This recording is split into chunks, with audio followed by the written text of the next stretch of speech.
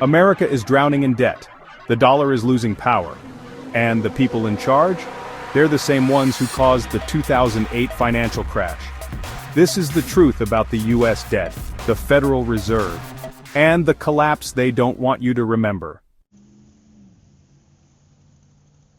America is the most indebted country in human history.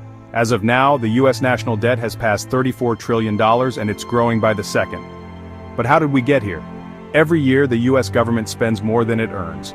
Wars, bailouts, tax cuts, stimulus checks, all paid for by borrowing. They borrow by issuing treasury bonds, which investors buy because they're backed by the full faith and credit of the US government.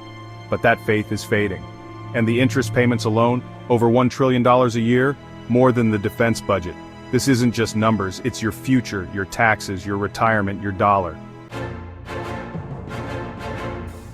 Behind the scenes is the most powerful institution you've probably never voted for, the Federal Reserve.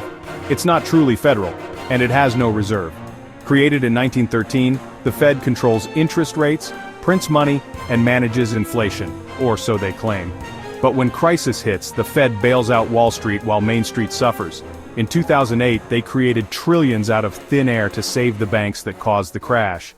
They call it quantitative easing. We call it a license to steal from the future. It started with a lie.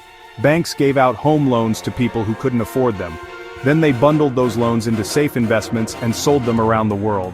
When the truth came out, the housing market collapsed. People lost their homes, jobs, and savings while Wall Street executives cashed record bonuses. The economy was on the brink, and the Fed stepped in with a $700 billion bailout. But instead of punishing the criminals, we rewarded them. And instead of fixing the system, we patched it with debt. The lesson? There were no consequences, only more control for the Fed, and more debt for the people.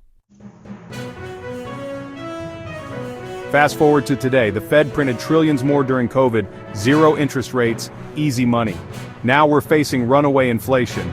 Real estate is unaffordable, food prices are up, credit card debt is exploding. It's not just a housing bubble or a stock bubble, it's a bubble of everything, fueled by debt, manipulated by the Fed, and paid for by future generations. And when it bursts, it'll make 2008 look like a warm-up act. This isn't fear-mongering, it's reality. The system is rigged, the debt is unsustainable, and the same people who failed us before are still calling the shots. It's time to wake up, time to question the Fed, time to understand the power of debt and who really benefits from it. Because if we don't learn from 2008, the next crash won't just be financial, it'll be systemic. The more we ignore the debt, the more it will define us. Subscribe for more financial truth they don't want you to hear.